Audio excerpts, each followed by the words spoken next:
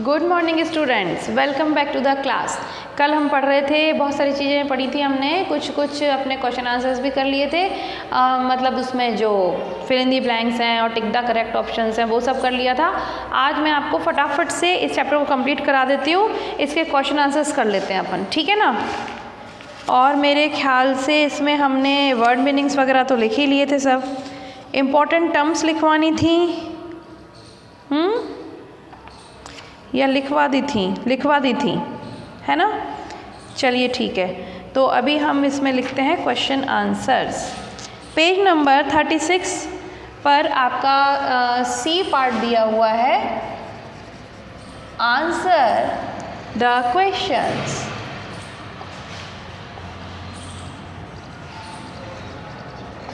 ठीक, तो ये लिखते हैं हम। इसमें फर्स्ट इज आंसर नंबर 1। सभी बच्चे और पेरेंट्स ख्याल रखेंगे कि प्रॉपर क्वेश्चन देखना, उसके बाद उसका आंसर लिखना। पेज नंबर 36 पे हम बात कर रहे हैं, ये जो दिए हुए हैं answer the questions. What is mid rib, तो हम इसको लिख लेंगे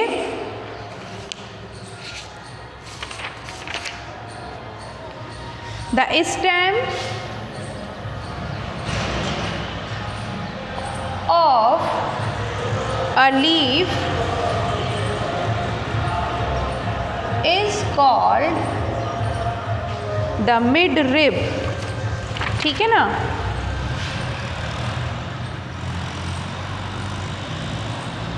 this is the first answer, बहुत ही छोटा सा आंसर है। Question number 2, define photosynthesis. तो फोटोसिंथेसिस क्या होता है, लिखिए। Leaves prepare food for the plant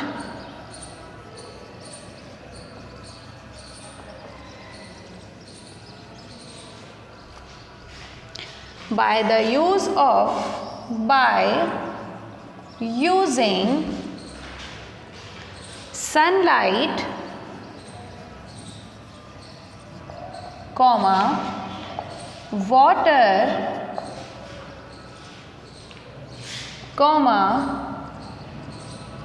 sunlight, water, their chlorophyll and the carbon dioxide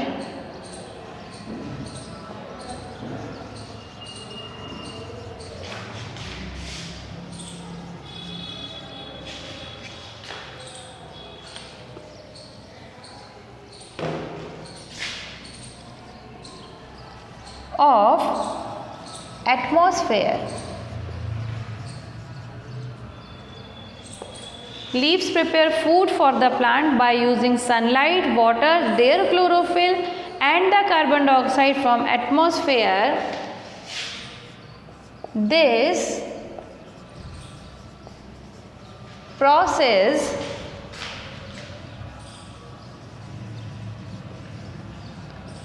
is called photosynthesis, ठीक है। तो प्लांट्स के लिए पत्तियां जो फूड बनाती हैं अपना क्लोरोफिल यूज़ करके, वाटर, सनलाइट यूज़ करके, और एटमॉस्फेयर में से कौन सी गैस यूज़ करती हैं, कार्बन डाइऑक्साइड। तो इस पूरे प्रोसेस को हम कहते हैं फोटोसिंथेसिस। बड़ा है ये आंसर। व्हाट इज क्लोरोफिल, तो क्लोरोफिल क्या होता है वो भी हम लिख देते हैं। Chlorophyll is the green colour pigment present in the leaves, ठीक है। तो answer number 3, what is chlorophyll, तो हम लिखेंगे द ग्रीन पिगमेंट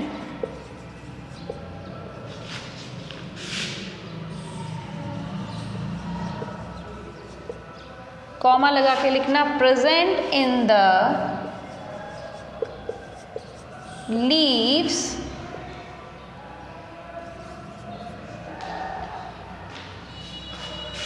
या फिर इसको ऐसे नहीं, ऐसे लिख लो, देखो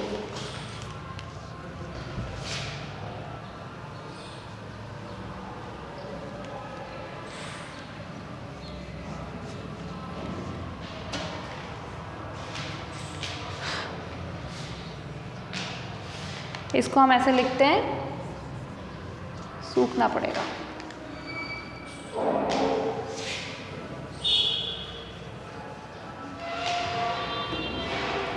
ऐसे हम लिख लेंगे, chlorophyll is the green colour pigment which is present in the leaves.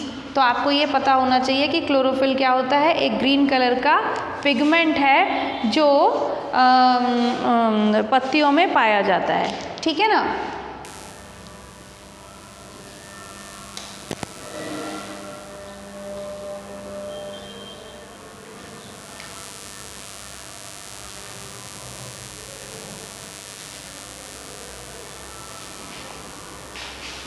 लिखिए,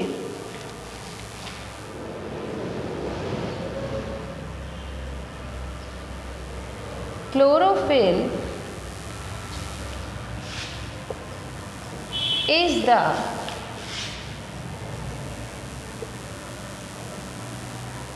green pigment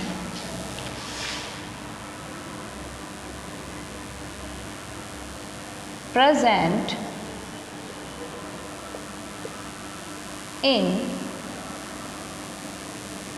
leaves।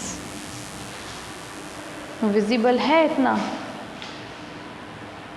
Present in the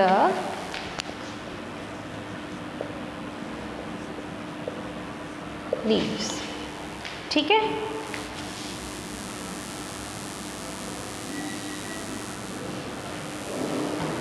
next, explain why a leaf is called kitchen of a plant.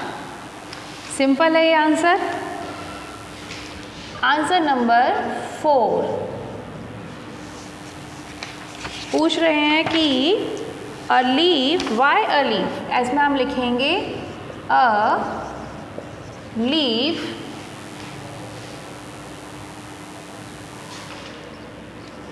Is called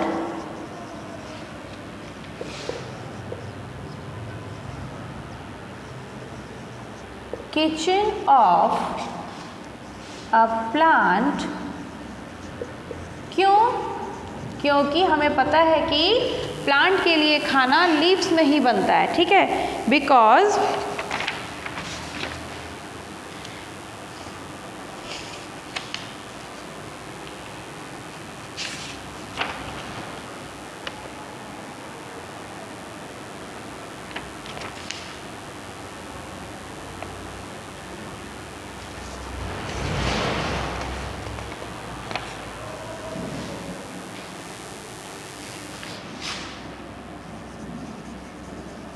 food for a plant is made in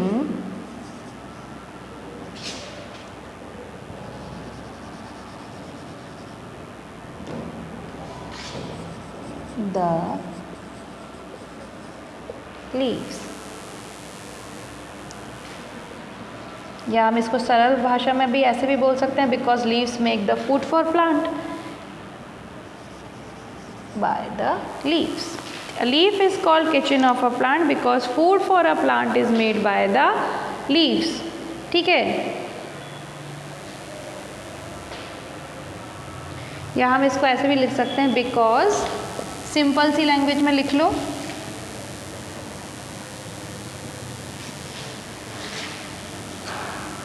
इतना tough इसलिए नहीं लिखवाती हूँ क्योंकि अभी आप लोग बहुत छोटे हो, पर कुछ आंसर तो हैं बड़े, अब उसमें तो मैम भी कुछ नहीं कर सकती हैं, है ना। तो जैसे तैसे याद कर लेना, थोड़ा ज़्यादा टाइम लगा के।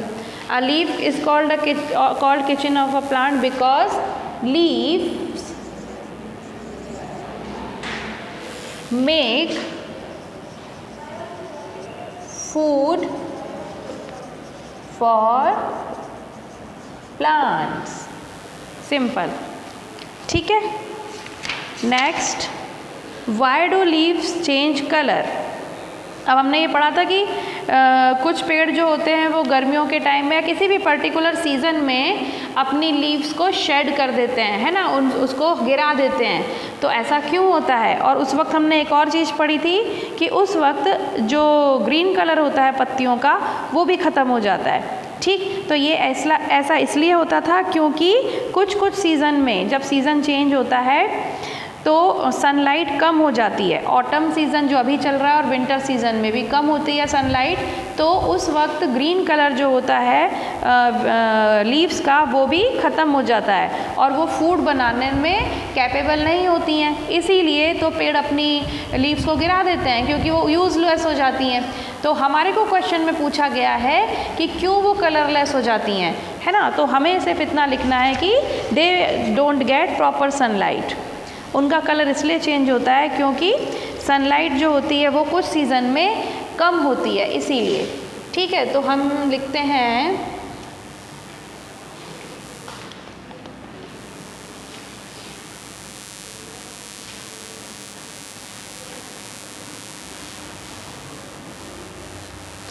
Answer number 5।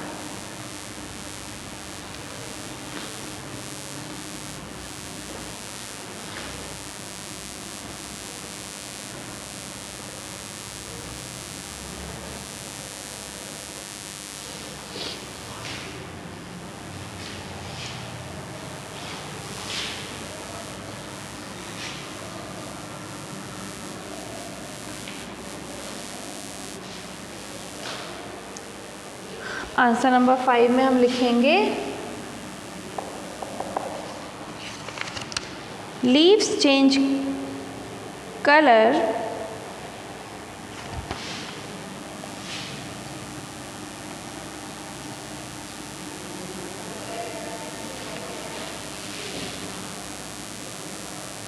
when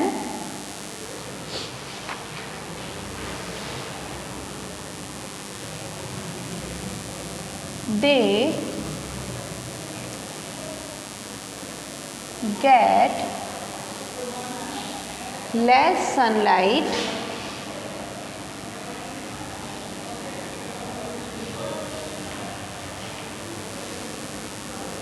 in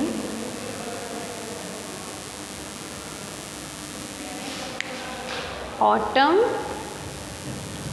and winters.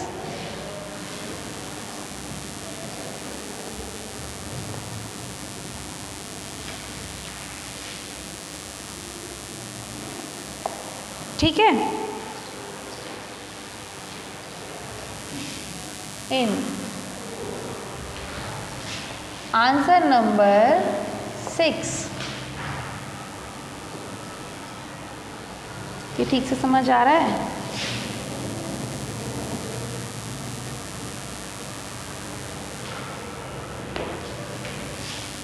In winters. अब लास्ट क्वेश्चन जो है वो है name any 3 leaves and there uses. अरे बाप रे, चलो भाई, तो फर्स्ट हम लिखेंगे first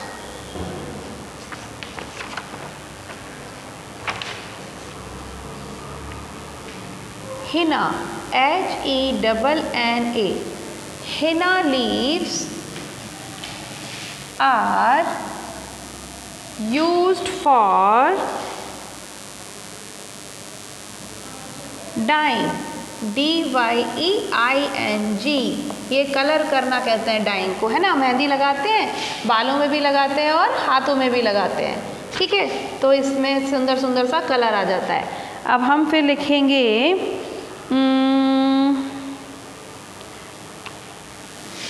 SPINACH।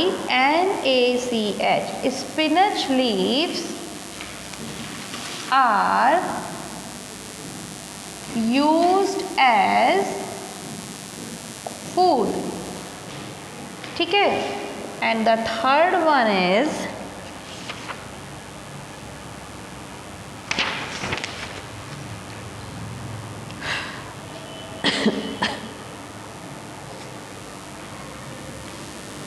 PALM, palm leaves are used to make disposal. इसके अलावा आप कोई और यूज़ लिखना चाहो तो लिख सकते हो। अगर मान लीजिए आप स्पिनच की जगह कोई दूसरी लीफ जैसे मैंगो लीव्स लिख सकते हो, डेकोरेशन में यूज़ होता है, वो आपकी मर्जी है। कोई 3 लिखने हैं, कोई से भी 3 लिख देना बुक में से ढूंढ के, ऐसा ज़रूरी नहीं है कि आपको ये ही लिखना है जो मैडम ने लिखा है, ठीक है। आप दूसरे लिखोगे तो और भी अच्छी बात है, क्योंकि पता चलेगा कि आपने चैप्टर पढ़ा है। अब हम करते हैं फटाफट HOTs,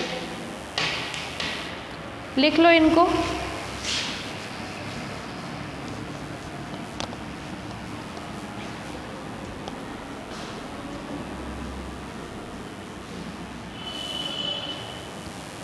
ठीक है, हम अब करेंगे HOTs, 2 question. Why do people make door hangings with leaves of mango and not Neem for Diwali? Diwali पे हम मैंगो की लीफ से ही अपने घर को क्यों सजाते हैं, नीम के पत्ते क्यों नहीं टांग लेते हैं? क्योंकि भाई नीम के पत्ते तो सुंदर नहीं दिखते जितने मैंगो ट्रीज वो मैंगो की लीव्स दिखती हैं, ठीक है। तो फर्स्ट मैं इधर नीचे ही लिख देती हूँ HOT first answer. Answer number 1,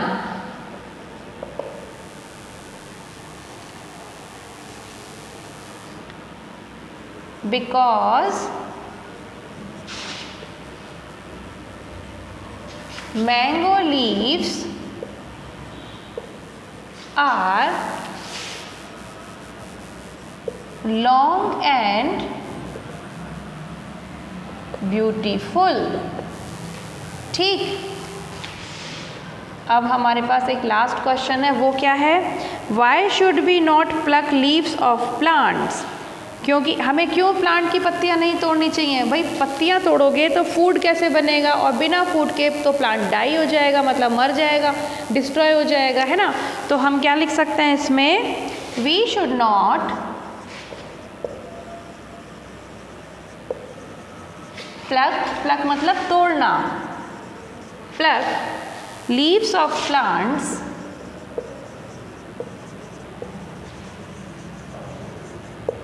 because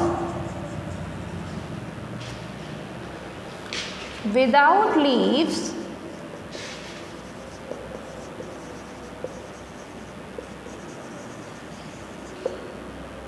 the plant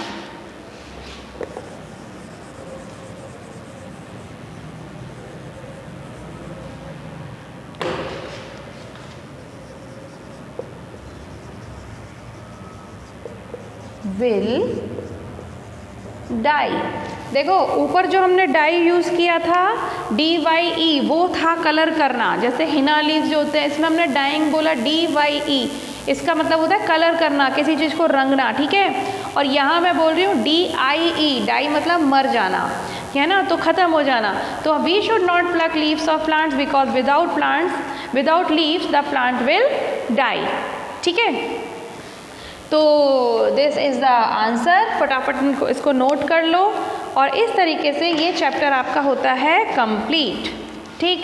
तो हमने पूरे 5 चैप्टर्स कंप्लीट कर लिए EVS के।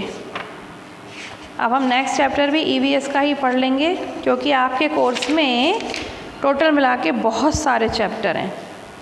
ओह, 17 चैप्टर्स आर देयर, और अभी हमें बहुत जल्दी जल्दी काम करना है। तो एनिमल्स इन आवर लाइफ्स में आपको कल पढ़ाऊँगी, ठीक है। कल से हम ये शुरू करते हैं।